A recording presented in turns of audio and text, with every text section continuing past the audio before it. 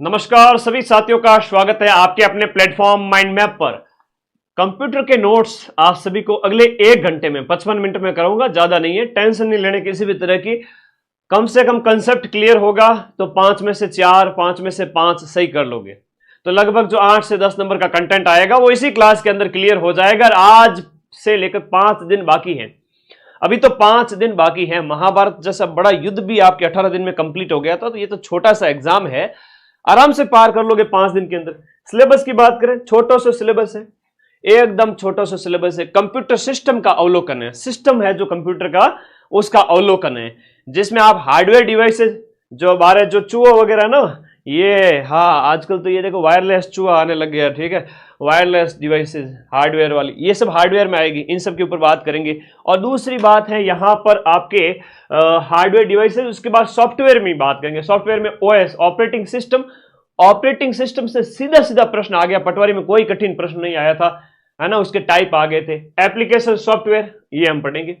फिर कार्यालय अनुप्रयोग के लिए, ऑफिस में इस्तेमाल के लिए आप क्या करोगे, देखो ऑफिस में वर्ड का और एक्सेल का इस्तेमाल किया जाता है। वर्ड वगैरह के अंदर फाइल बनाई जाती है, ये जो है ना पीपीटी वगैरह ना, तुम्हारे क्लास से पहले हमारे टाइपिस्ट है वो वर्ड में टाइप करते हैं इसको, है ना। एक्सेल वगैरह हो गया, एक्सेल में क्या होता है कि डाटा वगैरह स्टोर किया जाता है, डाटा की फाइलें वगैरह, वो जो सारणी वगैरह बनाई जाती है एक्सेल के अंदर, और एमएस एक्सेल। फिर पावर पॉइंट पीपीटी, एमएस ये से पावर पॉइंट प्रेजेंटेशन कहते हैं पीपीटी।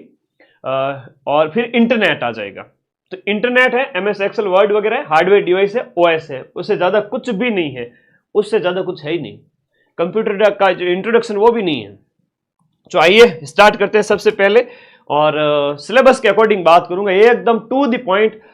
फोन को सामने रखना है और 55 मिनट मुझे सुनना है, मैं सब कुछ याद करवा दूंगा, ठीक है। तो मेरे सभी साथियों का स्वागत है। कह दीजिए एग्जाम से कि मिट जाऊं तेरी धमक से, मैं वो साज नहीं और छोड़ दूं डर के मैदान, मैं वो बाज नहीं। कंप्यूटर में 5 में से 5 सही करके आओगे, है ना, कसम है तुम लोगों को मेरी। आगे देखो भाई, इसलिए कसम दिलानी पड़ती है कि तुम लोग थोड़ा एकाग्रता बढ़ा लो, 2 नंबर बढ़ जाए। हार्डवेयर की बात करें, अभी मैंने चूहा दिखाया था, वो हार्डवेयर है। बाहर जितना भी दिखाई दे रहा है बाहर से हार्डवेयर है, मॉनिटर है, जो आपका सीपीयू का ढांचा वगैरह है, वो सब चीजें आपकी क्या है, हार्डवेयर डिवाइसेज है, जिसमें आपकी स्क्रीन है, मॉनिटर है, सीपीयू है, स्पीकर है। जो जो हमारे आंखों से हमें बाहर से दिख रहा है वो हार्ड है, हार्डवेयर है। कंप्यूटर में प्रयोग होने वाले सभी यंत्र हैं, वो भौतिक इलेक्ट्रॉनिक उपकरण है, वो हार्डवेयर है, जिसमें आपको दिख गया सामने, कोई पढ़ाने की बात है ही नहीं, इसके अंदर कोई पढ़ाने की बात है ही नहीं, हार्डवेयर है गुरुजी, हार्ड है, हार्डवेयर बाहर की चीज। दूसरी बात है कंप्यूटर असेंबलिंग। अब असेंबल करना मतलब इकट्ठा करना एक साथ में, जैसे आप पुलिस की ट्रेनिंग वगैरह लेते हो तो गन असेंबलिंग वगैरह आपको सिखाया जाता है, ठीक है। तो ये चीजें आपको ध्यान रखना, इसमें होता है कई बार तो कंप्यूटर के हार्डवेयर भागों को आपस में जोड़ करके असेंबल किया जाता है। असेंबल मतलब इकट्ठा करना, असेंबल मतलब इकट्ठा करना। हार्डवेयर के दो देखो प्रकार कौन कौन से, हार्डवेयर में क्या क्या आ जाता है, सीपीयू। अब जो मैं गोला बनूं वो एग्जाम में प्रश्न बनेगा, जो मैं ज्यादा गोला बना के इंपोर्टेंट लिखूं वो प्रश्न बनेगा। जैसे पूछ लेंगे सीपीयू का नाम पूरा full form, central processing unit. Central processing unit जैसे कंप्यूटर का खोपड़ों का है, जहां पे सारी गतिविधि वहीं होती है। और फिर है 2 भाग है इसके अंदर, अब ये प्रश्न भी एग्जाम में आता है, इतने से काम नहीं चलता है। सीपीयू के अंदर भी आपका कंट्रोल यूनिट है, सीयू है। और एक प्रश्न ये पूछा जाता है एएलयू का फुल फॉर्म क्या है, अरिथमेटिक लॉजिक यूनिट, जो गणितीय गणनाएं, आंकड़ों की गणना के लिए काम में आता है, वो एएलयू है, सीयू है, कंट्रोल यूनिट, ये सब सीपीयू भाग है। और सीपीयू अपने आप में एक हार्डवेयर है, ठीक है, कोई टेंशन वाली बात नहीं है। फ्री माइंड से पढ़ते जाओ, किस किस का दुखड़ा रोए, दिन भर पढ़ के शाम को आराम से मुंह ढक के सोए। टेंशन नहीं लिया ना तो सिलेक्शन से तुम्हारा ही होगा, हाँ तुम्हारा होगा, तुम्हारा। ऐसे क्या देख रहे हो, तुम्हारा ही कह रहा हूं मैं। बेटे मुस्कुरा रहे हैं कि सर मेरा, हाँ बिल्कुल होगा यार, क्या बात है इसमें, कोई मतलब हर एक बच्चा नौकरी लेगा इसमें। देखो ये आपका सीपीयू है सीपीयू मतलब जो, जहां से अभी मैं लाइव हो रहा हूं तो मेरे सामने मेरा सीपीयू पड़ा है, जहां मेरा लाइव वाला सिस्टम पड़ा है, तो सीपीयू से ही सारी गतिविधि होती है, जिसमें आपका स्टोरेज डिवाइस होता है, आपका मेमोरी वाला भी होता है, प्रोसेसर भी होता है, मदरबोर्ड भी होता है, ग्राफिक कार्ड भी लगता है। ग्राफिक कार्ड वगैरह घना चौका चौका लगाया हो एकदम देसी घी की तरह, नहीं तो तुम्हारा वो सिस्टम चला ही नहीं, है ना। ये तो मैं रात दिन देखता रहता हूँ, नॉलेज है इतना। पावर सप्लाई का सिस्टम भी होता है, सॉफ्टवेयर मतलब स्टोरेज भी है, मेमोरी भी है, प्रोसेसर भी है। स्टोरेज भी है, मेमोरी भी है और प्रोसेसर भी है, सब सीपीयू मात्र में लगे, ठीक है।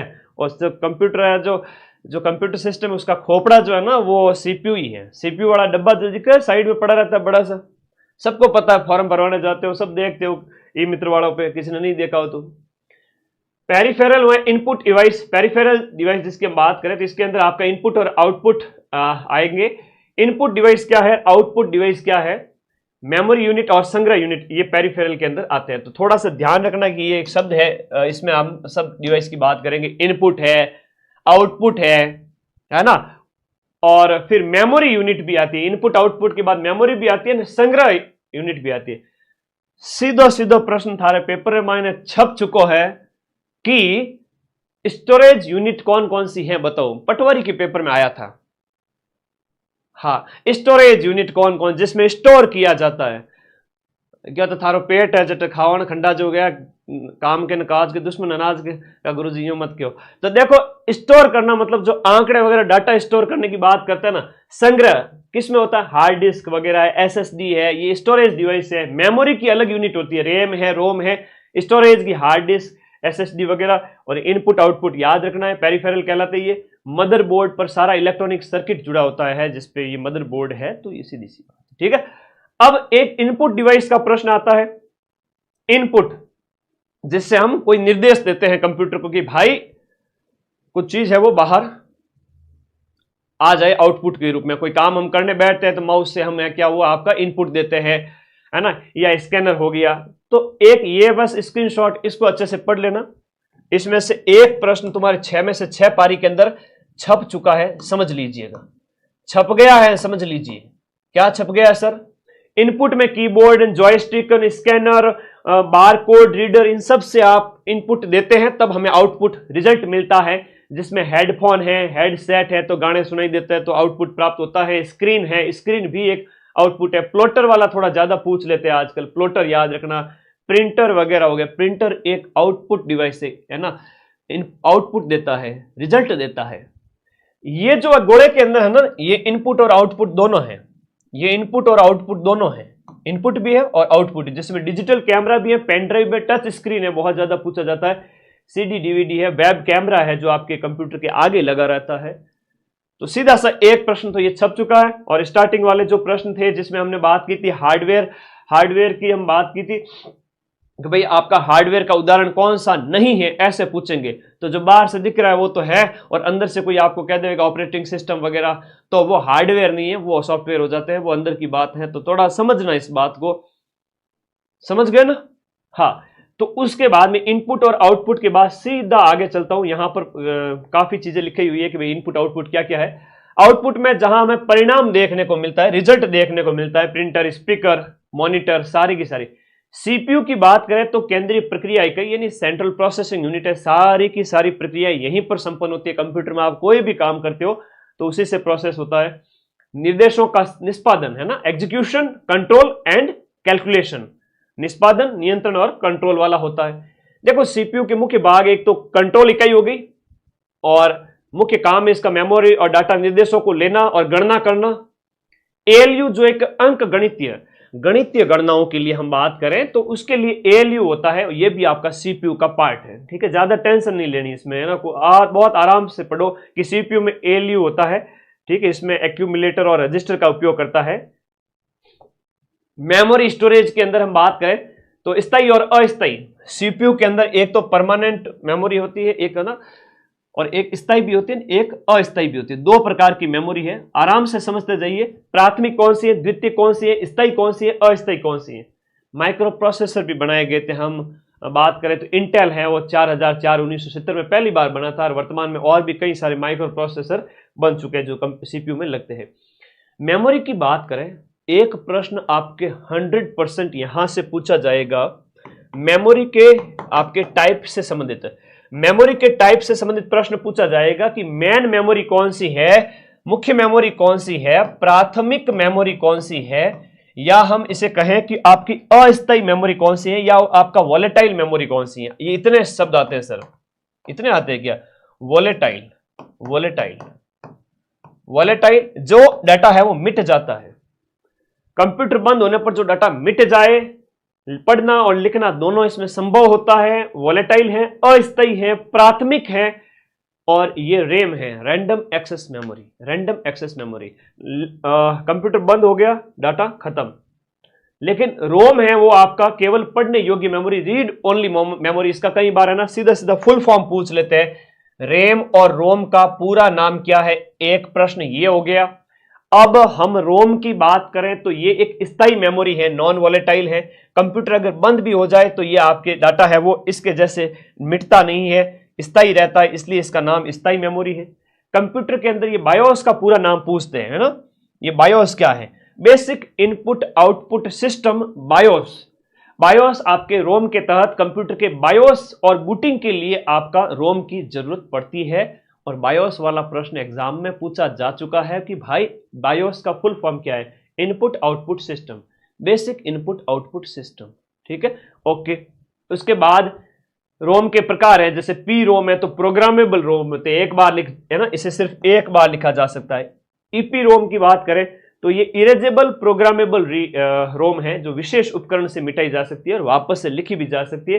तो पी रोम, ईपी रोम और डबल ईपी रोम जो इलेक्ट्रिकली इरेजेबल यानी कि इलेक्ट्रॉनिक उपकरण से है, उससे मिटाई जा सकती है। तो वो ये आपके इसके रोम के टाइप हैं।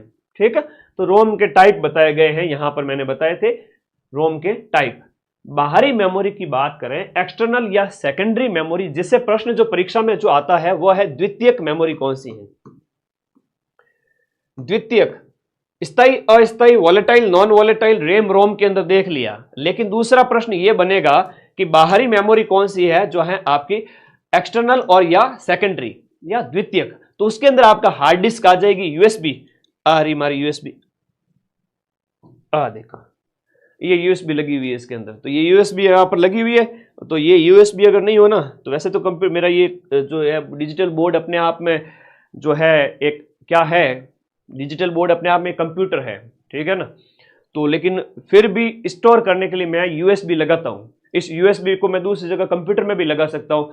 तो सीधी सी बात है, जो आपकी यूएसबी है, ये लिखा हुआ है ना यूएसबी, तो यूएसबी ड्राइव, सीडी, डीवीडी, ये हार्ड डिस्क सब बाहरी है ना, ये सेकेंडरी हो जाती है, द्वितीयक हो जाती है। अब इसमें प्रकार है, मैग्नेटिक के अंदर हार्ड डिस्क, फ्लॉपी आती है, और ऑप्टिकल के अंदर सीडी, डीवीडी आती है। कंप्यूटर बंद होने पर भी इसमें डाटा है वो स्टोर रहता है।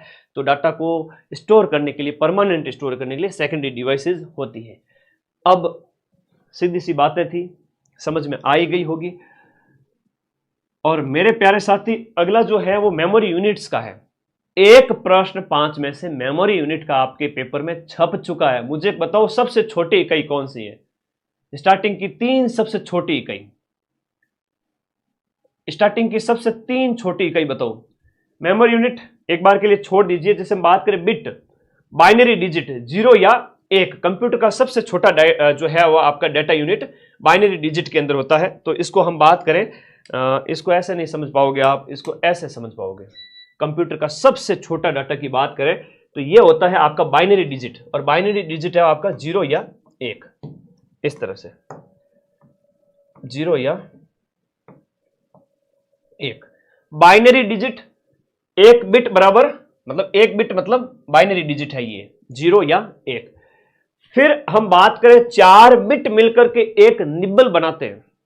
4 बिट मिलकर के, बहुत बढ़िया मनोज कुमार सैनी, सारा बिट बाइट निब्बल। तो ऐसे लिखो ना, बिट बाइट, देखो सबसे पहले बिट हो गया, बाइट हो गया, फिर निब्बल हो गया।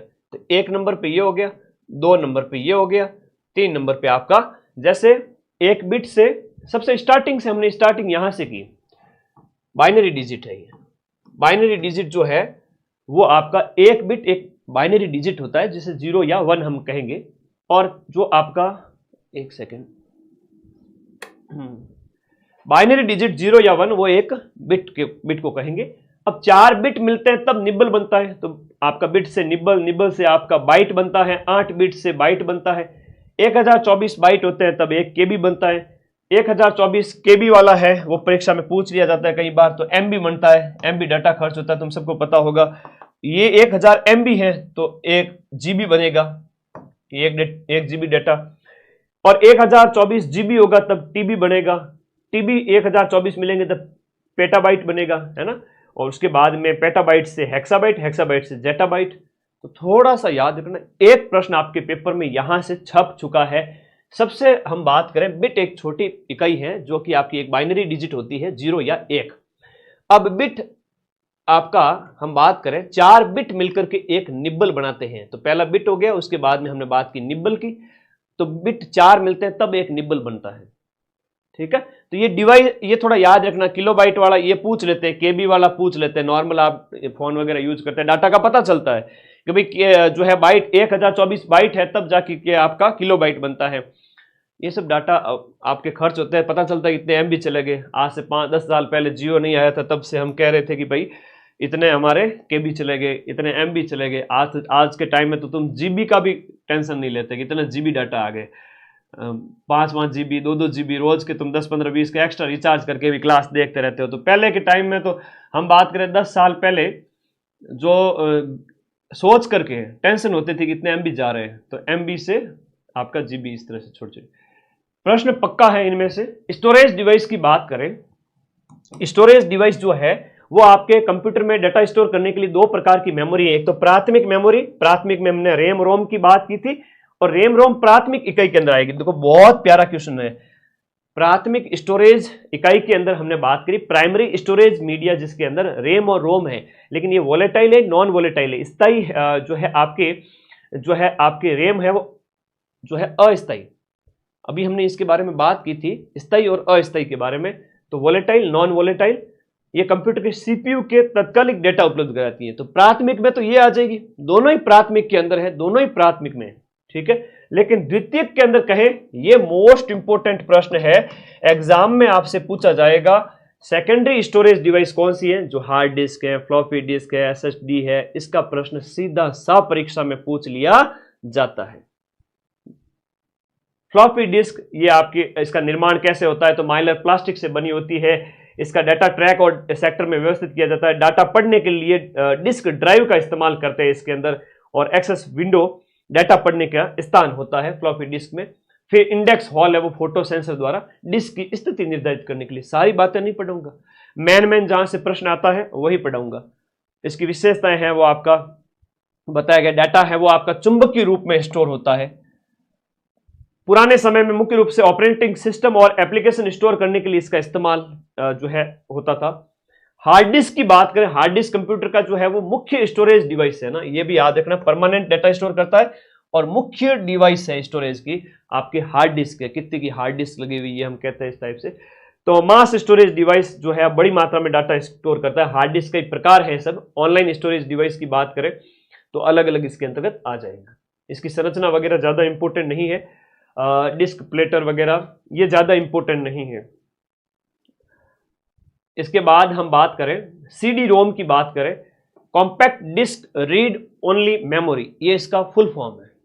सीडी रोम का फुल फॉर्म है कॉम्पैक्ट डिस्क, सीडी का फुल फॉर्म है कॉम्पैक्ट डिस्क।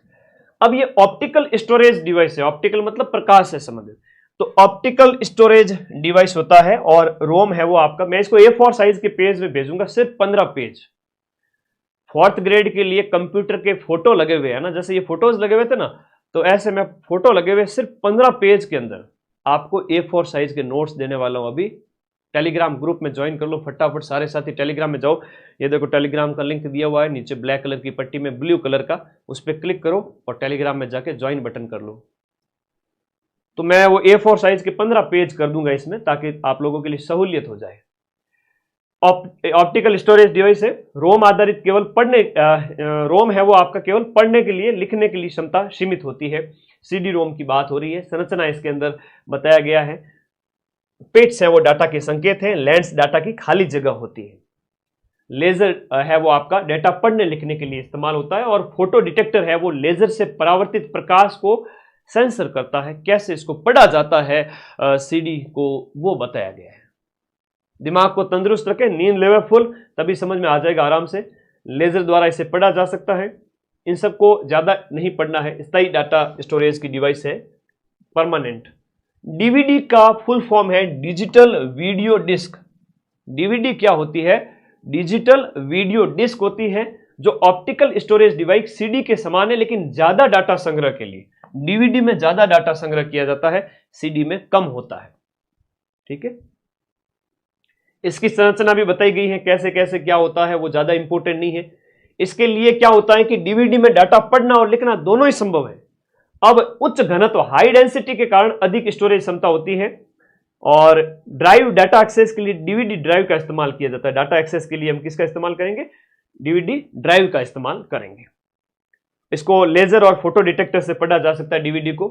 फ्लैश या पेन ड्राइव की अगर हम बात करें, पेन ड्राइव एक पोर्टेबल स्टोरेज डिवाइस है। पोर्टेबल का मतलब होता है, जैसे हम बात करते हैं ना, एक जगह से दूसरी जगह ले जाया जा सके। हाँ जी, पोर्टेबल डिवाइसेस, जैसे हम लैपटॉप वगैरह की बात करते हैं ना। ओके, बहुत बढ़िया बहुत बढ़िया। ये आपका पेन ड्राइव अभी मैंने आपको दिखाई थी जो लगी हुई थी, इसे पोर्टेबल कहेंगे। Floppy, hard disk, CD, DVD की तुलना में पोर्टेबल सुविधाजनक होते हैं, जैसे है ना, पावर बंद होने के बाद में डाटा सुरक्षित रहते हैं। आसानी से आप यूएसबी पोर्ट के माध्यम से कंप्यूटर या अन्य डिवाइस से उसको कनेक्ट कर सकते हो। जो मैंने निकाल के आपको दिखाई थी यूएसबी, तो आसानी से उसे आप दूसरी डिवाइस से कनेक्ट कर सकते हो, वो पोर्टेबल डिवाइस होगी। ठीक है, आगे देखो, जिप ड्राइव है वो फ्लॉपी डिस्क जैसी पोर्टेबल मैग्नेटिक स्टोरेज डिवाइस होती है। जिप ड्राइव, ब्लू रे डिस्क जो होती है वो वीडियो, हाई क्वालिटी मीडिया और बड़े सॉफ्टवेयर स्टोर करने के लिए, जैसे ब्लू रे डिस्क जो है वो वीडियो और बड़े जो डाटा स्टोर करने के लिए इसका इस्तेमाल किया जाता है। एक एक लाइन पढ़ लो स्टार्टिंग वाली, उससे ज्यादा नहीं पढ़नी है। इनपुट आउटपुट डिवाइस में ज्यादा मेहनत नहीं करनी है कि भाई इतना भी डीप में, पटवारी में नहीं पूछा तो इसमें क्या ही पूछेंगे। कीबोर्ड क्या होता है, उसमें कौन कौन सी कीज होती है वो बताया गया है, ये की को आपको याद नहीं करना है। ठीक है, ये मैंने ऐसे ही लिख दिया है। टैब मतलब एक स्पेस देने के लिए होता है, एस्केप मतलब मेन्यू से बाहर, पोज वगैरह, ये ज्यादा इंपॉर्टेंट नहीं है।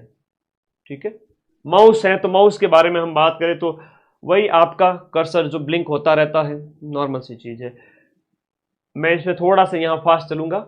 माउस के अंदर राइट क्लिक, लेफ्ट क्लिक, तो जो है माउस का आपका डबल क्लिक है तो खोलने के लिए कोई भी फाइल या फोल्डर को, नॉर्मल चीजें हैं। जॉयस्टिक क्या होता है, जैसे हम बात करें कोई गेम वेम खेल रहे हो तो आप उसका एक ऊपर से निकला हुआ रहता है हत्था टाइप के, उसको आप जैसे ही इसे इधर उधर मूव करते हो, लेफ्ट राइट आगे पीछे, तो वैसी की वैसी पोजीशन बनती जाती है। तो मूवमेंट के लिए इसका गेम वगैरह में, कंप्यूटर गेम में इस्तेमाल किया जाता है। इनपुट डिवाइस है, तो इनपुट डिवाइस को मैं स्कैनर वगैरह की बात करें, इनपुट डिवाइस है। स्कैन करते आप अपना फॉर्म भरने जाते हो तो आप अपना साइन लिखते हो, तो वो वहां से स्कैन करके सीधा अपलोड कर दिया जाता है, वही स्कैनर है। वेब कैमरा क्या होता है, जो आपके लैपटॉप के आगे लगा रहता है, जिसमें आप वीडियो कॉल पे बात करते हो ना फोन पे, वैसे के वैसे सामने वाला दिखता जाता है। तो ये इनपुट आउटपुट डिवाइसेज है, इसमें मैं ज्यादा यहाँ टाइम वेस्ट नहीं करूंगा, सीधा आगे बढ़ता हूं। हम सीधा आगे चलते प्रिंटर पर। प्रिंटर में सिर्फ 2 मिनट में समझिएगा। प्रकार पूछा जा सकता है, किस प्रकार की डिवाइस है। प्रिंटर एक आउटपुट डिवाइस है जिससे हमें रिजल्ट प्राप्त होता है। यहां देखिएगा, इंपैक्ट प्रिंटर, बीम प्रिंटर जिसे कहते हैं, डॉट मैट्रिक्स होते हैं। इसमें क्या है, इंक के ड्रम का इस्तेमाल जो किया जाता है और दबाव से जो छपते हैं अंक वगैरह, उसमें होता है। तो डॉट डेजी चैन और ड्रम, डॉट डेजी चैन और ड्रम है वो इंपैक्ट के प्रकार है। और नॉन इंपैक्ट के अंदर इंकजेट और लेजर आता है। तो इसको ज्यादा टेंशन नहीं लेनी, आराम से समझो।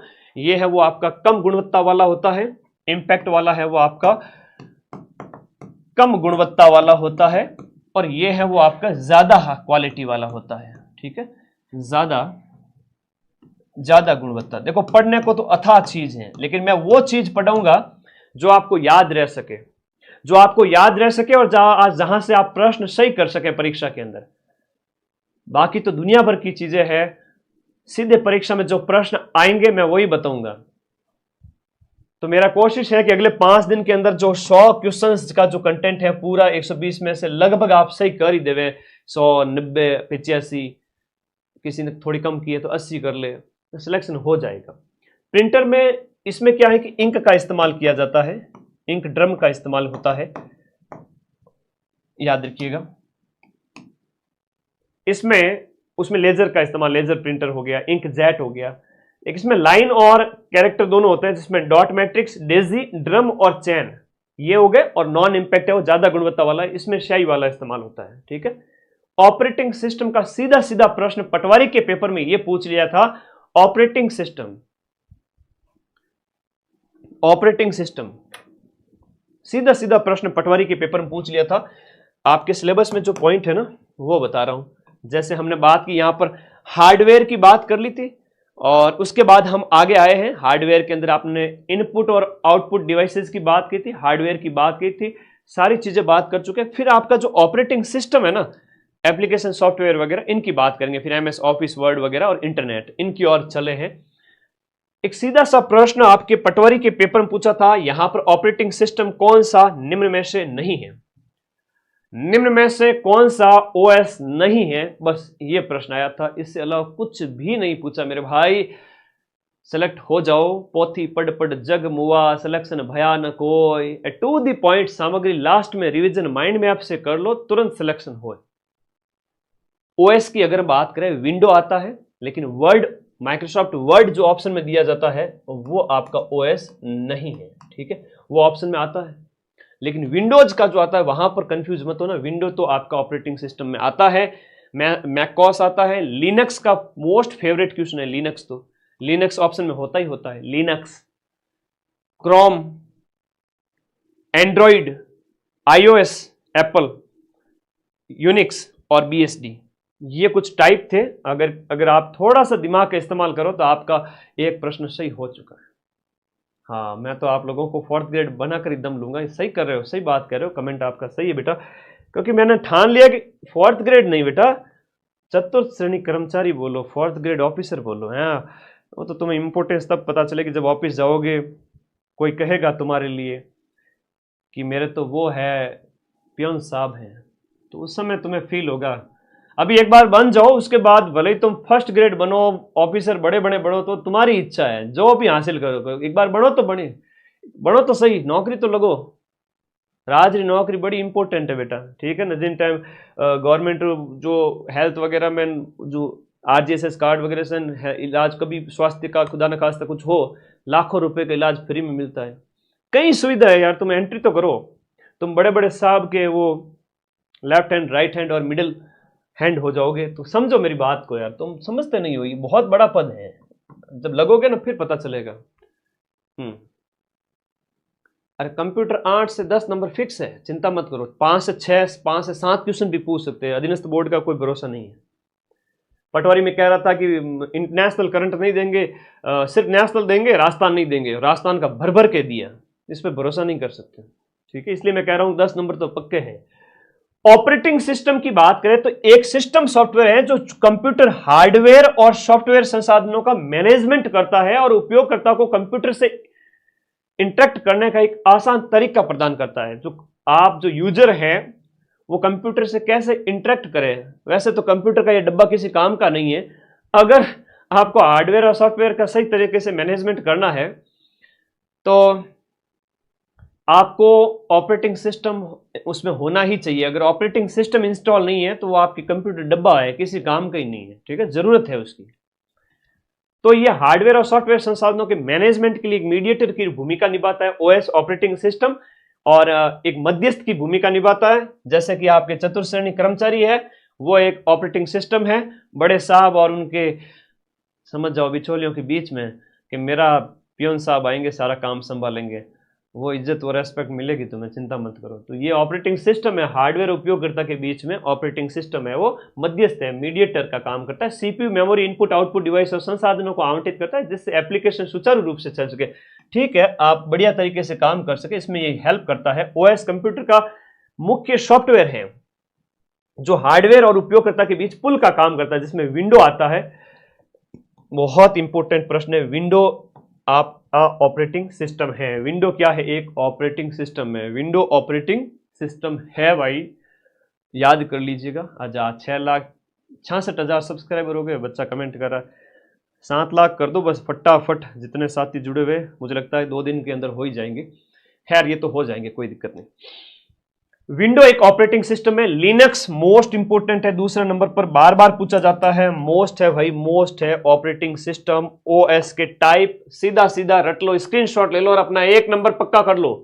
1.66 मार्क्स है एक क्वेश्चन का, ठीक है ना। ये ओएस है, ये सब क्या है, ऑपरेटिंग सिस्टम है। विंडो इसमें मोस्ट है, लिनक्स इसमें मोस्ट है, आता ही आता है। पटवारी में पूछा था ये वाला, फोटो खींच लो रे, स्क्रीनशॉट ले लो, मेरा नहीं इसका। मुख्य काम ओएस क्या करता है, सीपीयू, मेमोरी, स्टोरेज और जो आपके इनपुट आउटपुट डिवाइस का मैनेजमेंट करता है। उपयोगकर्ता interface, graphical user interface, GUI, इसका भी फुल फॉर्म पूछते हैं। और सीयूआई के माध्यम से यूजर इंटरेक्शन करवाता है, फाइल और मेमोरी का मैनेजमेंट करवाता है। आप कहाँ फाइलें सेव करोगे, कई सारी चीजें हैं, फाइल और मेमोरी का मैनेजमेंट, प्रोग्राम का निष्पादन, ये सब ऑपरेटिंग सिस्टम से ही होते हैं। कई काम निष्पादित करता है यूजर इनपुट, और सिंगल यूजर ओएस एक समय में एक उपयोग करता है, मल्टी में कई सारे काम एक साथ करे। तो ओएस और उसके प्रकार वगैरह हमने देख लिए। अब यूजर इंटरफेस के प्रकार है, कई सारा एक प्रश्न जो पूछा जाता है यूजर इंटरफेस के प्रकार वाला, एक ये थोड़ा ज्यादा पूछ लिया जाता है। इसका जो है ना फुल फॉर्म पूछते हैं, जीयूआई का पूरा नाम क्या है, मोस्ट इंपोर्टेंट है यूजर इंटरफेस के प्रकार के अंदर। अच्छा, मैंने आपको 4 आईडी से सब्सक्राइब किया, धन्यवाद भाई, चौकी बात है। बाकी आप लोगों का प्यार है, ये तो दिल से आशीर्वाद मिलता है अदृश्य रूप में। Karma is back. तो जो बच्चा जुड़ा हुआ है दिल से, क्लास ले रहा है और सब्सक्राइब किया, तो बड़ी चौकी बात है। ग्राफिकल यूजर इंटरफेस है वो जीयूआई है, याद करना। यूजर इंटरफेस के प्रकार का एक सीयूआई है, कैरेक्टर यूजर इंटरफेस, जिसमें टेक्स्ट है, कमांड है, टेक्स्ट कमांड है, कम संसाधन तकनीकी ज्ञान आवश्यक होता है। जैसे एमएस डॉस है, जिसमें आपका कम संसाधन और तकनीकी ज्ञान, कम संसाधन तकनीकी ज्ञान की जरूरत। इसमें क्या होता है, ग्राफिकल यूजर इंटरफेस में आइकन और मेन्यू आधारित होता है। इसमें ज्यादा संसाधन और उपयोग करता है अनुकूल, उदाहरण जिसमें इसमें आपके आ जाते हैं जीयूआई के अंदर आपका विंडो और लिनक्स आ जाते हैं। इसमें एमएस डॉस आता है, थोड़ा याद रखना सीयूआई में क्या आता है, जीयूआई में क्या आता है। तो विशेष जानकारी, ओएस के बिना कंप्यूटर बेकार है, क्योंकि ये एक एप्लीकेशन हार्डवेयर के बीच प्लेटफॉर्म करता है, क्योंकि उसके बिना आप कंप्यूटर इस्तेमाल कर ही नहीं सकते। आप छोटे बच्चे की तरह भले ही चलाओ उसको, है ना, पेंट वगैरह ओपन करके, अलग उसमें भी बहुत, वो भी नहीं चलेगा, कई सारी चीजें हैं। थैंक यू मेरे प्यारे बच्चों, नॉर्मल चीजें हैं। आप लोगों को ये नोट्स सिर्फ आधे घंटे में रिवाइज करने टेलीग्राम पे जाके, और जितने भी नोट्स दे रहे हैं, जितने भी नोट्स आपके पास में, रोज के रोज रिवाइज करके भूल जाओ, रात को सो जाओ, दूसरे दिन वापस उठ करके फिर रिवाइज करो, फिर रात को सो जाओ, 8 घंटे नींद लो, 14 घंटा रिवीजन करो, जगमार के याद होगा, याद होना पड़ेगा। बस अगले 4-5 दिन यही करो, और एक ओएमआर पर अभ्यास जरूर कर लेना, ठीक है। घोड़ा वोड़ा गलत भर के आगे ना देख लेना, ठीक है। ओएमआर का थोड़ा सा अभ्यास कर लो। ओएस कंप्यूटर का पहला सॉफ्टवेयर है जो बूटिंग के समय मेमोरी में लोड होता है, ठीक है जी। मुख्य काम मेमोरी, ये ओएस के काम है, यहां पर फाइल मैनेजमेंट वगैरह है, ये मैंने बता दिए थे। ओएम सिस्टम का जो इतिहास है, ओएस सिस्टम का ऑपरेटिंग, पहला वास्तविक उपयोगकर्ता जो ओएस है वो आपका GMNA इनपुट आउटपुट, ये 1956 का है, जनरल मोटर्स के द्वारा। ये कई सारे चीजें, यूनिक्स है वो 1969 का है, यूनिक्स है 1969 का है। मैं A4 साइज के नोट्स दूंगा, इसलिए यहां पर वो है वो लाइनिंग कर रहा हूं। विंडोज 10 1.0 है वो आपका 85 का है। Application software, application software, application software की हम बात करें, एप्लीकेशन सॉफ्टवेयर थोड़ा सा ध्यान दीजिएगा। अरे अभी तो खूब टाइम है, इतना टाइम है कि तुम 4th ग्रेड की 2-3 बार तैयारी कर सकते हो। क्या बात कर रहे हो सर, सच्ची बात बता रहा हूं। बस PYQ देख लो, जीके के टेलीग्राम पर पड़े हैं, उससे ज्यादा कुछ नहीं पढ़ना। सारे नोट्स दे चुका हूं गणित के अलावा, गणित की एक क्लास कल लग जाएगी, 175 नंबर का कंटेंट दे चुका हूं। जो टेलीग्राम पे रहेगा वो सदा सदा सुहागन सुहागना रहेगा, ऐसा कहता है ना आशीर्वाद, तो उस तरीके से तुम्हारा सुहाग यही है भाई, 4th ग्रेड। तो टेलीग्राम पे रहोगे तो सदा सुहागे रहोगे, हमेशा अखंड, कभी पग में कांटो ही को नहीं भागे, सारे नोट्स एक साथ। चलो आगे करें बात। एप्लीकेशन सॉफ्टवेयर क्या होता है सर, अभी तक तो आपने हमें ओएस समझाया था, ओएस के प्रकार बता दिए। ओएस के प्रकार अगर आगे तो उठा के पटक देंगे, धोबी पचाड़ देखते ही सही कर देंगे कि हम विंडोज वगैरह है, लिनक्स वगैरह है, हाँ सर वो तो हमें पता है।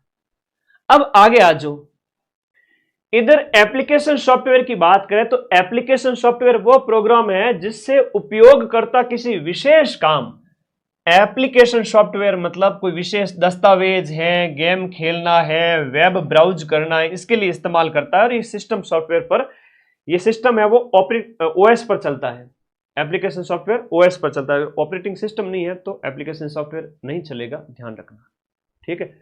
फिर सिस्टम सॉफ्टवेयर से अंतर कितना है कि सिस्टम सॉफ्टवेयर कंप्यूटर को चलाने और हार्डवेयर को नियंत्रित करता है। एप्लीकेशन, देखो सिस्टम सॉफ्टवेयर तो कंप्यूटर को चलाने में काम करता है, लेकिन एप्लीकेशन सॉफ्टवेयर है वो उपयोगकर्ता के विशेष काम में मदद करता है। अगर आपको कोई विशेष काम करने हैं कंप्यूटर में तो उसके लिए एप्लीकेशन सॉफ्टवेयर इंस्टॉल होने चाहिए। अगर वो नहीं होंगे तो आप विशेष कोई काम ऑफिशियल है वो नहीं कर पाओगे। और ये तो कंप्यूटर को चलाने के लिए ओएस बहुत जरूरी है। मजा आया ना? हाँ, तो कर दो अपने इस चैनल को सब्सक्राइब, सीधी सीधी बात है। उदाहरण है कि जैसे सिस्टम सॉफ्टवेयर क्या है, एप्लीकेशन सॉफ्टवेयर क्या है।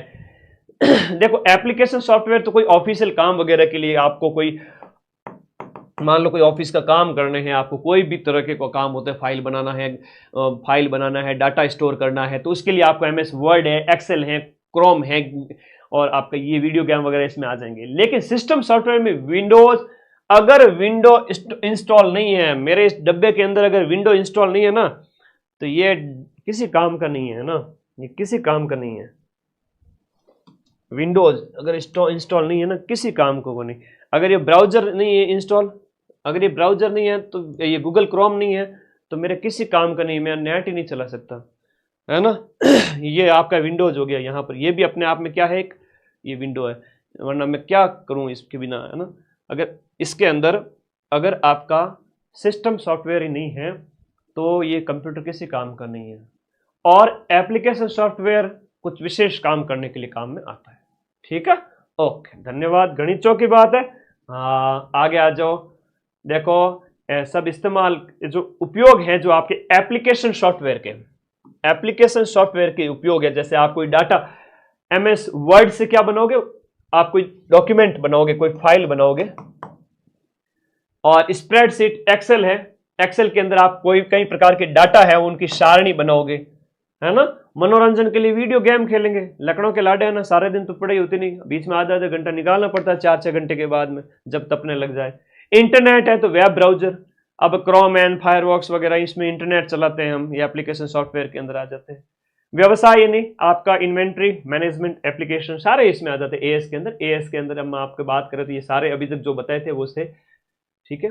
अब इसमें एमएस वर्ड की बात करते हैं। एप्लीकेशन सॉफ्टवेयर में वक्त को थोड़ा वक्त दीजिए, सारा वक्त बदल जाएगा। एक गंदे पानी की गिलास लीजिए जिसमें पूरा मिट्टी घुली हुई है और आप उसे उस जो है नल के नीचे रख दीजिए, 2 मिनट लगेंगे, पानी साफ उसके अंदर जाता जाएगा और गंदगी हटती जाएगी। गिलास 2 मिनट बाद देखोगे एकदम साफ झक पानी से भर चुकी है। तो वैसे अपने दिमाग को थोड़ा शांत रखना है। एग्जाम हॉल में जब बैठो 5 मिनट बाद में पेपर हाथ में आते सब कुछ सेट हो जाएगा और तुम सेलेक्ट हो जाओगे। एमएस वर्ड की बात करें, माइक्रोसॉफ्ट कॉर्पोरेशन द्वारा बनाया गया था एमएस वर्ड। इसका उपयोग जो डॉक्यूमेंट बनाने वगैरह के लिए किया जाता है, ये इस प्रकार से होता है MS word. MS word, MS word ऐसा होता है। और आगे आएगा एक्सेल, उसका भी बताऊंगा मैं आप लोगों को, एक्सेल क्या होता है, कैसा होता है, ठीक है। अब इसमें कई सारी चीजें वर्ड के अंदर, तो आप जाकर पे, जैसे मेरी पीपीटी है, मैं आपको जो पढ़ाता हूं ना, ये पीडीएफ है। अब इस पीडीएफ को बनाने के लिए हमारे टाइपिस्ट साहब बहुत मेहनत करते हैं, ठीक है, दिन रात लगे रहते हैं, ठीक है। तो वो सब इसी में बनाते हैं वर्ड के अंदर। और एक्सेल है तो कोई अगर ऑफिशियल कोई काम वगैरह है, डाटा का स्टोर करना, ये एक्सेल के अंदर है। जैसे यहाँ सारणी बनानी है, कोई स्कूल का रिजल्ट वगैरह होता है बच्चों का, इस तरह से डालना, या कोई कॉमर्स के डाटा वगैरह डालना है, तो वो एक्सेल के अंदर हो गया, ठीक है। और कोई फाइल बनानी है तो फाइल बनानी है, पीडीएफ वगैरह बनानी है। जैसे मैं बच्चों को पढ़ा रहा हूं, मैंने कहा टाइपिस्ट को कंटेंट भेजा, मैंने कहा सर ये बना दीजिए अपने पीडीएफ बच्चों को पढ़ाने के लिए, यहाँ पर लिख लीजिए माइंड में, आप हारा वही जो लड़ा नहीं, इस तरह से बढ़िया डिजाइन करिए, तो वो आपके वर्ड के अंदर फाइल बनाएंगे, ठीक है।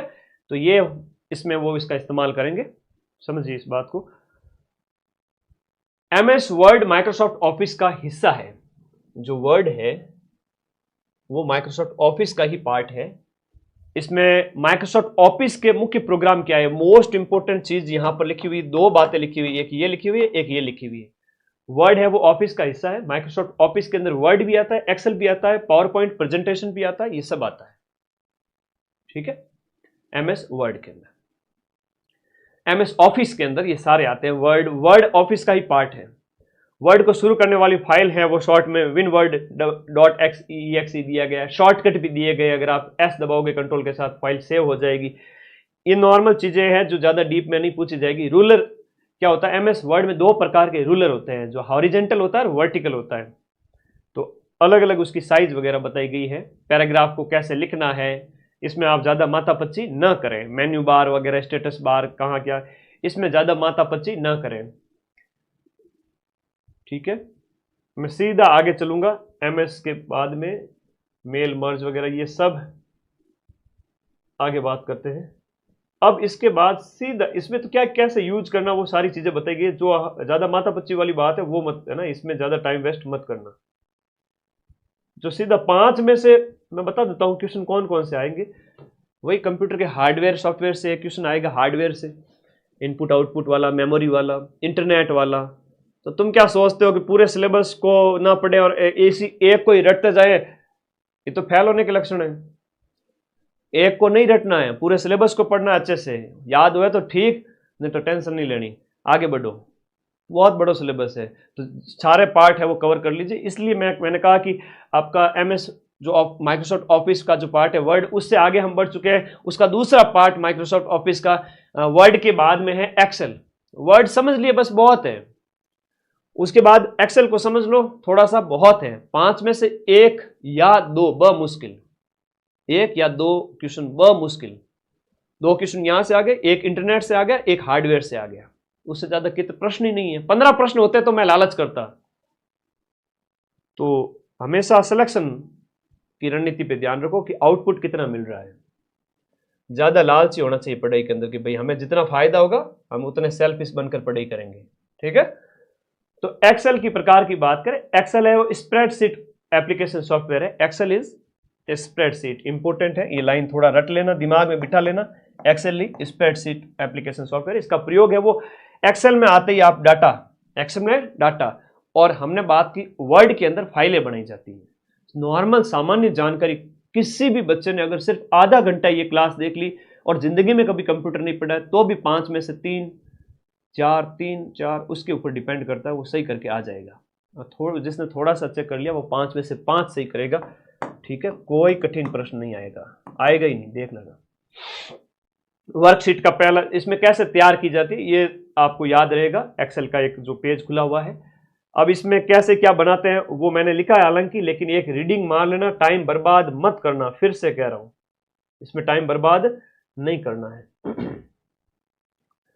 सिलेक्शन लेना है तो टाइम बर्बाद नहीं करना है। इसमें स्लाइड कैसे बनाई जाती है, स्लाइड का व्यू कैसा आता है, ये शॉर्टकट वगैरह अभी काम के नहीं है। ठीक है, कंट्रोल के साथ में जो है दबाओगे पर की को तो सेव हो जाता है, कॉपी हो जाता है, पेस्ट हो जाता है, इस तरह से है। सामान्य चीजें हैं, इसमें समय बर्बाद नहीं करेंगे। लास्ट वाला पार्ट है इंटरनेट आज की क्लास का। 5 ही प्रश्न है, इसलिए कह रहा हूं टेंशन नहीं लेनी है, ज्यादा आउटपुट हमें लेना है। साची बात है हमारी, तो नॉर्मल पढ़ लो, बहुत है। पूरा नाम है इंटरनेट, इंटरनेशनल नेटवर्क विंटन जी सर्फ, इसके द्वारा इसका आविष्कार किया गया सबसे पहले। दुनिया भर में कंप्यूटर नेटवर्क का एक विशाल, जैसे वाइड एरिया नेटवर्क जो हम कहते हैं, वे लेन के बाद लेन मेन वेन जो होता है ना, वेन जो है वो इंटरनेट का एक उदाहरण है ना, विश्व स्तर पर जो है वो आपका वेन है। भारत में बात करें तो 15 अगस्त 1995 को भारत में इंटरनेट की शुरुआत होती है। VSNL नहीं, VSNL, विदेश संचार निगम लिमिटेड, विदेश संचार निगम लिमिटेड, VSNL के रूप में भारत में सबसे पहले इंटरनेट आया था 1995 में। तुम जैसे कई बच्चों का तो कहीं की लॉन्चिंग 10 साल बाद में, कहीं की 5 साल बाद में, हो सकता है कुछ 95 से पहले के हो, तो आधो की तो लॉन्चिंग है वो 1995 के बाद में। तो इंटरनेट भारत में तुमसे ज्यादा क्या है, बड़ा है। समझ गए बात को? तो वेन अपने आप में एक इंटरनेट का हो गया आप विश्व स्तर पर जो है, और भारत में 1995 में शुरू होता है। भारत का पहला सार्वजनिक जो ISP विदेश संचार निगम लिमिटेड था, भारत का पहला जो आया था, हम उसकी बात करें। हाँ, आ गया जो पहला नेटवर्क जिसने इंटरनेट की नींव रखी थी। ये बहुत बढ़िया प्रश्न है, ये बहुत बढ़िया प्रश्न है। आगे देखो, 10 क्लास पूरी करा दो। 10 तो पूरी हो रही है ना, कोई दिक्कत ही नहीं है। 10 क्लास तो पूरी हो रही है। कितनी क्लासें करवा दी अभी तो, उसमें से ऐसी ऐसी क्लासें लाऊंगा, तुम बस सब्र रखो। पहला नेटवर्क जिसने इंटरनेट की नींव रखी वो आपका अर्पा नेट था। पहला नेटवर्क जिसने इंटरनेट की नींव रखी थी वो अर्पा नेट था। ठीक है। अच्छा सर, कंपटीशन रहेगा तो सिर्फ माइंड मैप विद्यार्थियों वालों का ही रहेगा? बिल्कुल, सिलेक्शन तो माइंड मैप वालों का मैक्सिमम होना ही है, टेंशन वाले। इंटरनेट की बात करें, इंटरनेट है वो आईपी प्रोटोकॉल, इस पे काम करता है, टीसीपी या आईपी प्रोटोकॉल पर काम करता है इंटरनेट। और पहला नेटवर्क जिसने इंटरनेट की नींव रखी थी वो अर्पानेट। और भारत का पहला सार्वजनिक आईएसपी है वो बीएसएनएल है। 1995 में इंटरनेट की शुरुआत होती है। इसका फुल फॉर्म भी कई बार पूछ लेते हैं, वर्ल्ड वाइड वेब, WWW जो आईपी एड्रेस होता है, आप लिखते हो, सर्च करते हो। हम बात करें डीएनएस का मतलब होता है डोमेन नेम सिस्टम। ये कल पूछा गया था कांस्टेबल में, ये कल कांस्टेबल के पेपर में पूछा गया था। बहुत ही अच्छा प्रश्न है। फुल फॉर्म थोड़ा सा याद कर लेना, डोमेन नेम सिस्टम, डीएनएस है। इंटरनेट एक्सेस, जो हम बात करें, इंटरनेट एक्सेस करने के लिए वेब ब्राउजर का इस्तेमाल, जैसे क्रोम, फायरफॉक्स, सफारी, ओपेरा। आप क्रोम में कोई भी चीज सर्च करते हो तो खुल जाती है, ओपन हो जाती है, तो ये इंटरनेट के लिए क्या है? ब्राउजर है। क्या है? Web browser. तो एग्जाम में सीधा सा प्रश्न आता है, निम्न में से कौन सा वेब ब्राउजर का उदाहरण है, नहीं है? तो भाई इंटरनेट चलाने के लिए क्रोम, फायरफॉक्स, सफारी, ज्यादातर हम क्रोम का इस्तेमाल करते हैं, गूगल क्रोम जो है, तो इंटरनेट चलाने के लिए तो वेब ब्राउजर है ये।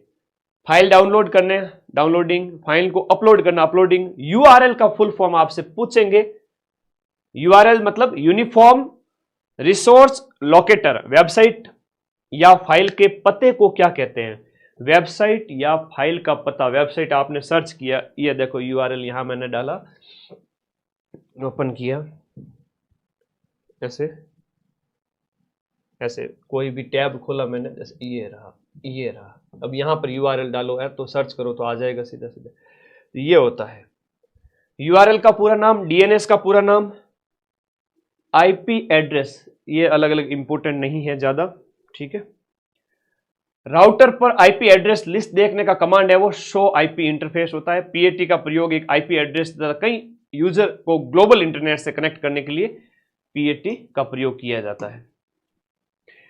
शेल अकाउंट जो है, कंप्यूटर सीधे नेट से नहीं जुड़ा है, आईएसपी कंप्यूटर से जुड़ता है, इसमें इनको छोड़ दीजिए। आईएसपी का पूरा नाम है इंटरनेट सर्विस प्रोवाइडर। इंटरनेट सेवा प्रदान करने वाला आईएसपी होता है। इंटरनेट सेवा प्रदान प्राप्त करने के जो साधन है वो डायल अप है, लीज लाइन है, ब्रॉडबैंड है, ये ध्यान रखना। और डायल अप कनेक्शन है वो टेलीफोन लाइन के माध्यम से आईएसपी, वो डायल अप होता है, ध्यान रखना। और उसके बाद में एएसपी का पूरा नाम है एप्लीकेशन सर्विस प्रोवाइडर होता है। एक सॉफ्टवेयर के माध्यम से सभी ग्राहकों को इंटरनेट सेवा प्रदान की जाती है। एचटीटीपी का फुल फॉर्म, हाँ मोस्ट इंपोर्टेंट है, एग्जाम में पूछ लिया जाता है, हाइपर टेक्स्ट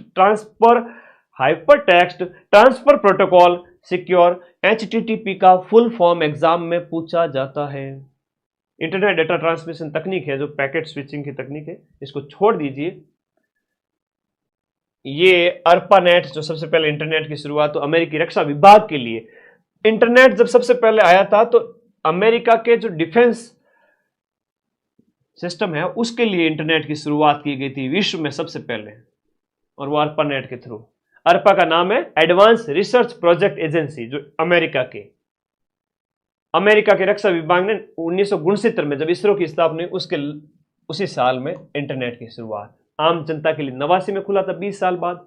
एक्स्ट्रानेट क्या है? इंटरनेट, जो ऐसा इंटरनेट जो बाहरी लोगों को अनुमति देकर आंशिक रूप से लिमिटेड लोगों को जो एक्सेस देवे, वो है एक्स्ट्रानेट। इंट्रानेट निजी इंटरनेट नेटवर्क जो केवल संस्था के सदस्यों के लिए होता है, इंट्रानेट, एक्स्ट्रानेट। वेब ब्राउजर की बात करें तो Mozilla, Firefox, opera, safari, Google Chrome वगैरह ये सब वेब ब्राउजर्स हैं। नाम पूछा जाता है कि निम्न में से कौन सा वेब ब्राउजर नहीं है या वेब ब्राउजर है, नॉर्मल से प्रश्न आ जाते हैं। HTML कंटेनर टैग जो है यहां पर दिया हुआ है। REL attribute style seat file को लिंक करने के लिए जो है प्रयोग किया जाता है। इनको आप छोड़ दीजिए एक बार के लिए। और बस आज के नोट्स कंप्लीट होते हैं। धन्यवाद, थैंक यू। ईमेल एक बाकी है, थोड़ा सा ये बताना चाहूंगा। इनमें एक तो इनका फुल फॉर्म पूछ लिया जाता है, टाइप और कंप्यूटर नेटवर्क।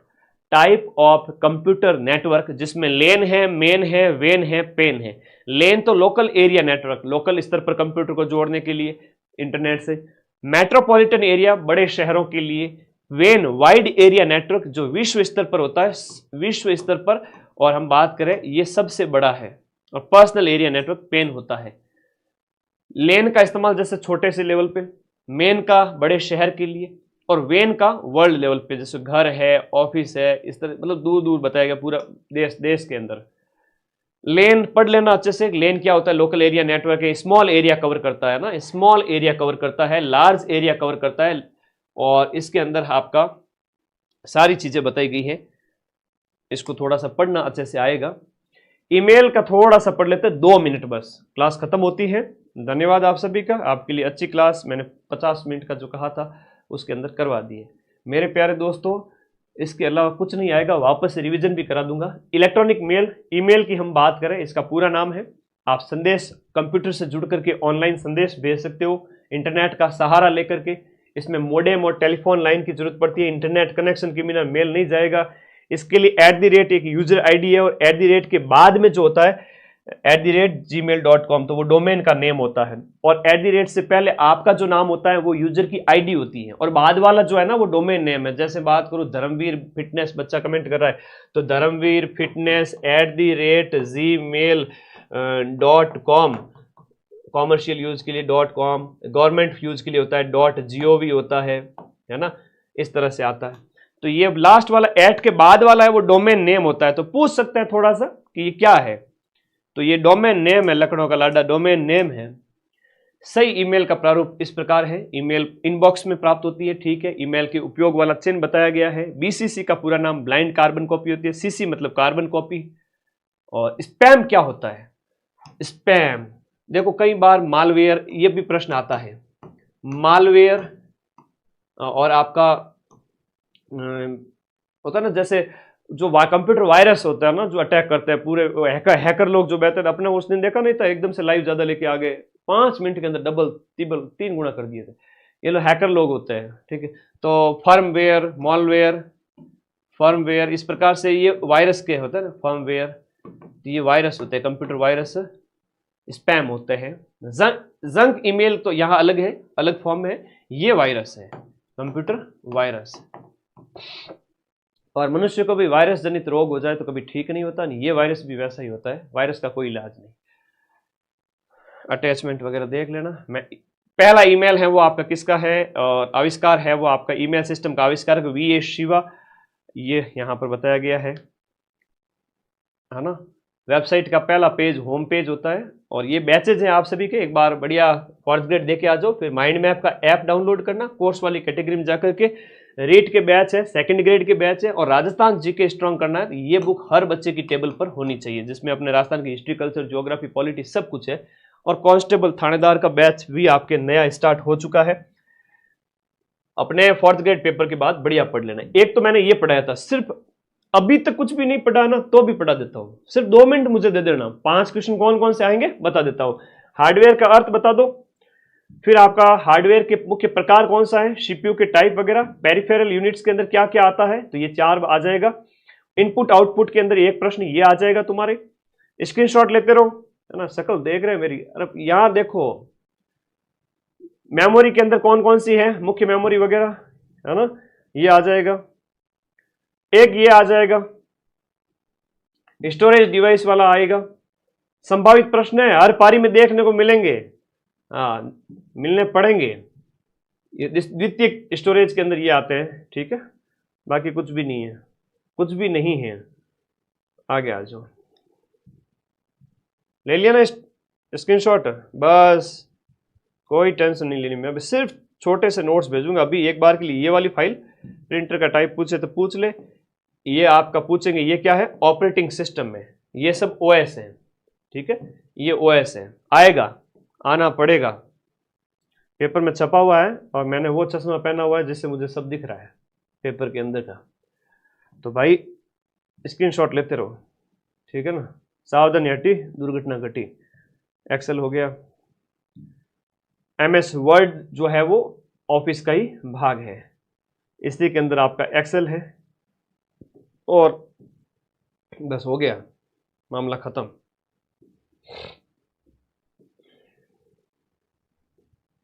चलिए फिर एक थोड़ा इंटरनेट वाला देख लेना, लास्ट